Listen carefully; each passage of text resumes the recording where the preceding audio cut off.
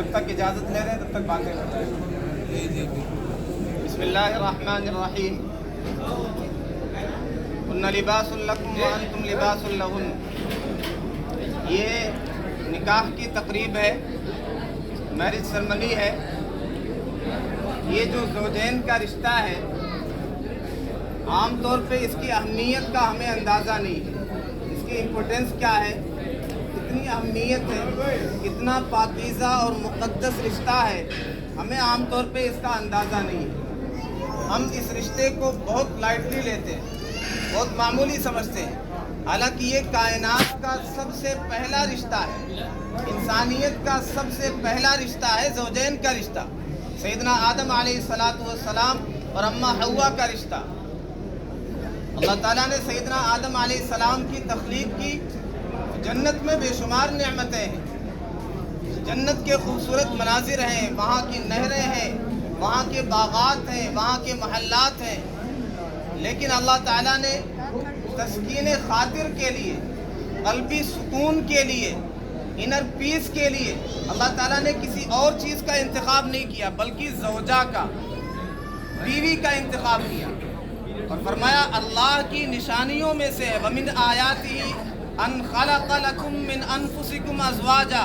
اللہ کی نشانیوں میں سے ہے کہ اس نے تمہاری ذات میں سے تمہارا جوڑا بنایا. کیوں؟ لِتَسْكُنُوا إِلَيْهَا، تاکہ تمہیں سکون حاصل ہو.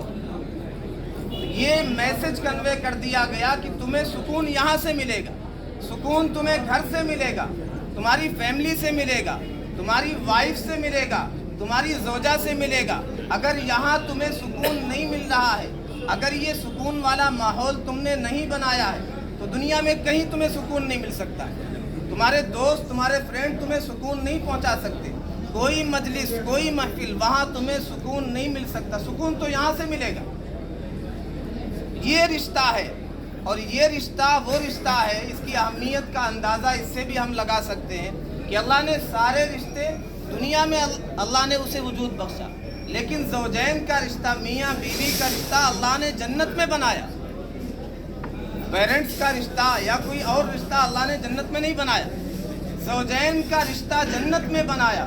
اور یہ گویا ہمیں اشارہ کر دیا گیا، ہمیں میسج کنوے کر دیا گیا کہ we are the actual habitant of paradise. ہم اصل میں جنت کے باشندے ہیں. ہمارا مستقر اور اصل ٹھکانہ جنت ہے.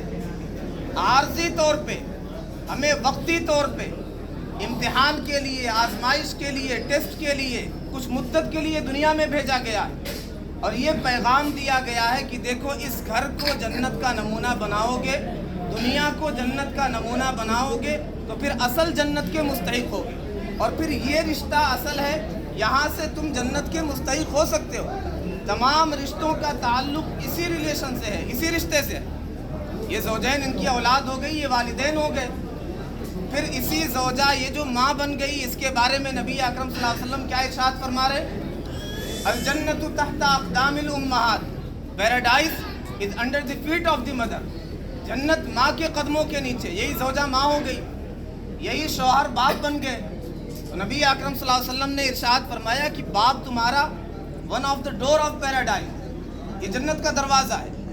تو یہ اسی لیے حدیث میں یہ بھی کہا گیا کہ جس نے نکاح کر لیا فقد استکمل نصف الایمان، اس نے ہاف ایمان کو کمپلیٹ کر لیا.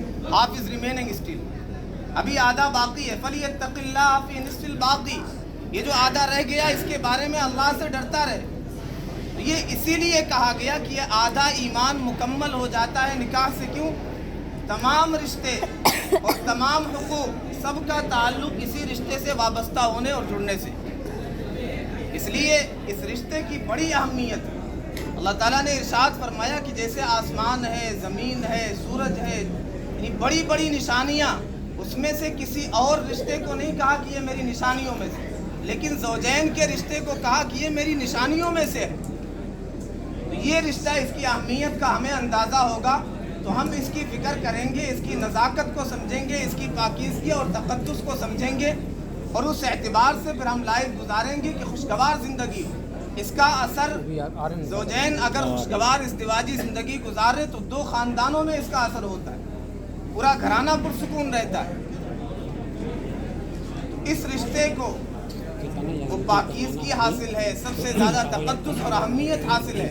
इसलिए इसकी नज़ाकत को समझते हुए, इसकी अहमियत को समझते हुए हमें बहुत खूबसूरती के साथ इसको निभाने की कोशिश करना चाहिए। शैतान इब्लीस, उसकी बड़ी मेहनत होती है, बड़ा ज़ोर रहता है, बहुत एम्फसाइज़ करता है कि किसी तरह अनबन हो जाए।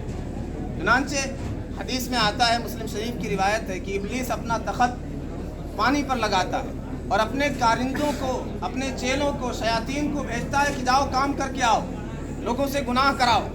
लोग आते हैं, अपनी कारगुजारी पेश करते हैं शयातीन की, मैंने फलां काम करा दिया, कोई कहता मैंने किसी से ज़ना करवा दिया, कोई कहता मैंने चोरी करवा दी, मैंने ये काम किया। किसी को कोई अहमियत नहीं देता, तुमने कोई ख़ास काम नहीं किया, बड़ा काम नहीं किया, बड़ा तीर नहीं मारा, यू डिड नथिंग, तुमने कुछ भी नहीं किया, कोई मसला नहीं। एक आकर के शैतान कहता है कि मैंने इतनी मेहनत की फलां बंदे पर, यहाँ तक कि मैंने ज़ौजैन में जुदाई करवा दी, मियाँ बीवी को अलग करा दी। तो आता है रिवायत में कि इब्लीस उसे करीब करता है और उसे शाबाशी देता है, हत्ता कि उसे चिमटा लेता है, बोसा देता है, यानी तुमने ये काम किया, काम तो ये है, असल तीर तो ये है, क्योंकि इसका ताल्लुक सिर्फ ज़ौजैन तक नहीं है। बहरहाल इस रिश्ते की अहमियत को समझना चाहिए। इस रिश्ते को कहा गया कि हुन्ना लिबासुल लकुम व अंतुम लिबासुल लहुन, spouses are like garments to each other, एक दूसरे के लिए लिबास की मानिंद है। लिबास के फ़वाइद हम गौर करते चले जाएं, कुरान ने तो एक छोटा सा जुमला कहा और मानी के समंदर को पोशीदा कर दिया। जितने लिबास के फ़वाइद हैं, वही सारी चीज़ें यहाँ भी पोशीदा हैं। लिबास की अहमियत का अंदाज़ा ठंडी में हम अच्छी तरह कर सकते हैं। सर्दी गर्मी से हिफाजत होती है, लिबास से ब्यूटी में इजाफा होता है, लिबास इंसान के जिस्म से इंतहाई करीब और मुत्तसिल होता है। आदमी बीच में, लिबास और जिस्म के बीच में कोई कीड़ा आ जाए, कोई मूज़ी जानवर आ जाए, इंसेक्ट आ जाए, गवारा नहीं करता। इस रिश्ते में कोई तीसरा आ जाए, कोई आकर के फसाद डालना चाहे, तो आदमी को गवारा नहीं करना चाहिए। बीवी के लिए शौहर सबसे बड़ा मुहसिन है, शौहर के लिए बीवी सबसे बड़ी खैर ख्वाह है। ये लिबास से ये भी मैसेज कन्वे कर दिया गया। ये लिबास क्या होता है? आदमी के ताबे होता है, तो ये भी आपस में एक दूसरे के ताबे। बीवी तो शौहर के ताबे, चूँकि वो हाकिम है, और शौहर बीवी के ताबे होता है मोहब्बत के एतबार से। फिर ये रिश्ता कैसे खुशगवार होता है, पाकीज़ा होता है, कैसे घर जन्नत का नमूना बनता है। आपने जा बजा इस मौके पर अभी कारी साहब तिलावत करेंगे, या अय्युहल्लज़ीना आमनुत्तक़ुल्लाह, या अय्युहन्नासुत्तक़ू, ऐ लोगों अपने रब से डरो, ऐ ईमान वालों अल्लाह से डरो। या अय्युहल्लज़ीना आमनुत्तक़ुल्लाह, ऐ ईमान वालों अल्लाह से डरो। तो तीन आयतें, तीनों में तक़वे का तज़किरा है। ज़ाहिर है ये आयतें जो चूज़ की गई हैं, इस मौके पर नबी अकरम सल्लल्लाहु अलैहि वसल्लम जो तिलावत किया करते थे। पहले क्या होता था, ज़माने जाहिलियत में लोग रिश्तेदार, शौहर के रिश्तेदार खड़े होकर के उसके फ़ज़ाइल बयान करते थे कि ये ऐसे हैं, ये नेक है, ये काम करने वाले हैं, ये मेहनती हैं। बीवी के ख़ानदान वाले खड़े होकर के उसके फ़ज़ाइल बयान किया करते थे कि ये पाकीज़ा है, आफीफ़ा है, इन अबाहा व अबा अबाहा क़द बलगा फिल मज्द गायताहा। नबी अकरम सल्लल्लाहु अलैहि वसल्लम ने ये तरीक़ा राइज किया कि अल्लाह का कलाम कुरान मजीद की तिलावत हो, ज़ौजैन के फ़ज़ाइल बयान करने की ज़रूरत नहीं है। ये रिश्ता चूँकि इंतहाई नाजुक है और बहुत ही करीबी रिश्ता होता है, कोई निगरानी करने वाला नहीं होता है, कोई निगहबान नहीं होता है, बस ज़ौजैन है। कौन ज़्यादती कर रहा है, कौन हक़ अदा कर रहा है, कोई देखने वाला, कोई तीसरा नहीं होता। तो अल्लाह ने एक तक़वे का अलार्म लगा दिया कि देखो, कोई देखे ना देखे, कोई निगहबानी करे ना करे, तुम्हारा रब हर हाल में तुम्हें देख रहा है।